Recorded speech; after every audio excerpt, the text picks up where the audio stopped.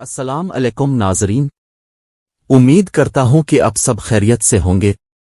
آج آپ کی خدمت میں ایک نہایت ہی دلچسپ ویڈیو کے ساتھ حاضر ہوا ہوں، لیکن اگر آپ چینل پر نئے ہیں تو چینل کو سبسکرائب کر دیں اور بیل آئیکن کے بٹن کو دبا دیں۔ بنی اسرائیل کے دو بھائیوں کا واقعہ بیان کیا جاتا ہے کہ بنی اسرائیل میں دو بھائی تھے، جن میں ایک مسلمان تھا اور دوسرا کافر تھا۔ دونوں دریا کے شکاری تھے۔ کافر بت کو سجدہ کرتا تھا، مگر جب مچھلیوں کے لیے جال تیار کرتا تو اس میں ڈھیروں مچھلیاں آ جاتی کہ اس کو کھینچنا بھی اس کے لیے مشکل ہو جاتا۔ مگر مسلمان کے جال میں صرف ایک ہی مچھلی آتی تھی اور اسی پر صبر کے ساتھ خدا کا شکر ادا تھا۔ اتفاقاً ایک روز اس مسلمان کی بیوی اپنے مکان کی چھت پر گئی تو اس کی نظر کافر کی بیوی پر پڑی، جو زیور اور بہترین لباس سے آراستہ تھی۔ یہ دیکھ کر اس مسلمان کی بیوی کے دل میں وسوسہ پیدا ہوا کہ کاش میں بھی ایسی ہی ہوتی۔ تو کافر کی بیوی بولی تو اپنے شوہر کو اس پر آمادہ کر لے، وہ بھی میرے شوہر کے معبود یعنی بت کی عبادت کیا کرے، تاکہ تو بھی میری طرح مالدار جائے۔ یہ سن کر مسلمان بھائی کی بیوی کچھ غم زدہ سی ہو کر نیچے آئی، اور جب اس کا شوہر گھر آیا تو اس نے بیوی کا حال متغیر دیکھ کر دریافت کیا، آخر کیا بات ہے جس سے تو اس قدر غم زدہ معلوم ہوتی ہے؟ تو وہ کہنے لگی، بس میاں تو تم مجھے طلاق دے دو یا اپنے بھائی کے معبود کی عبادت شروع کر دو۔ یہ سن کر اس کے شوہر نے کہا، خدا کی بندی تو خدا سے نہیں ڈرتی، ایمان کی دولت ملنے کے بعد یہ کفر کی باتیں کرتی ہے۔ تو عورت بولی، پس مجھ سے اب زیادہ باتیں نہ بنا، میں بھی دوسری عورتوں کی طرح اچھا لباس اور اچھے زیورات پہننا چاہتی ہوں۔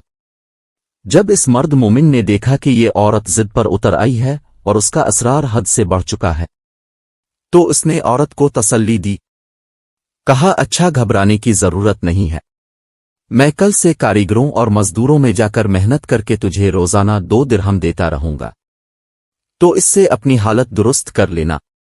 یہ سن کر عورت کو کچھ تسکین حاصل ہوئی اور سویرے ہی وہ مومن مرد مزدوری کی تلاش میں نکلا، لیکن کسی نے اس سے حال تک نہ پوچھا۔ یہ دیکھ کر وہ دریا کے کنارے پہنچا اور شام تک اللہ کی عبادت میں مصروف رہ کر رات کو جب گھر آیا تو بیوی نے دریافت کیا، آج تم کہاں تھے؟ وہ کہنے لگا، میں بادشاہ کی خدمت میں مصروف تھا، اس نے مجھ سے 30 دن کام کرنے کی شرط کی ہے۔ عورت نے کہا کہ آخر وہ بادشاہ تم کو کیا دے گا؟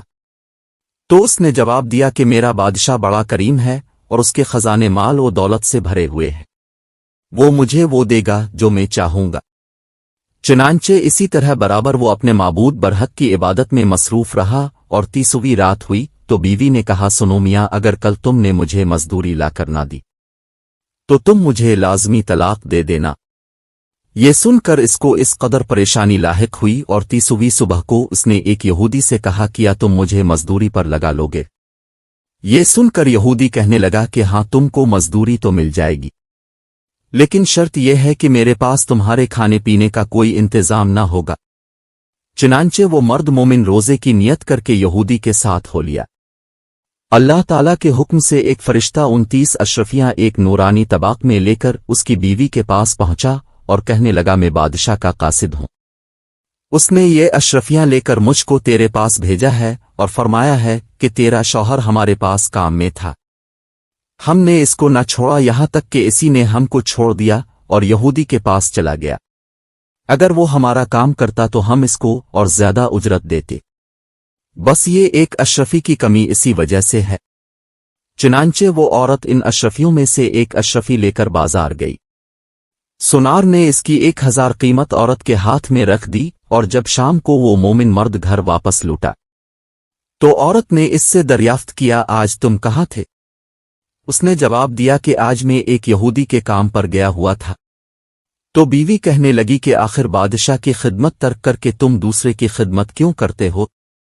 پھر اس کو اشرفیوں کا واقعہ سنایا، جس کو سن کر وہ مرد مومن روتے روتے بے ہوش ہو گیا، اور جب اس کو ہوش آئے تو بیوی سے کہنے لگا، افسوس کہ میں بادشاہ 2 جہاں کی خدمت کا حق اپنے اوپر لازم نہ کیا۔ اس کے بعد اس شخص نے عورت کو چھوڑ دیا اور پہاڑوں پر چلا گیا، جہاں خدا کی عبادت میں مصروف رہ کر اس کا انتقال ہو گیا۔ اللہ تعالیٰ اس پر اپنا رحم فرمائے، آمین۔ امید کرتا ہوں کہ آپ کو یہ ویڈیو بہت پسند ہوگی۔ ایسی مزید معلوماتی ویڈیو کے لیے اجازت دیں، اللہ حافظ۔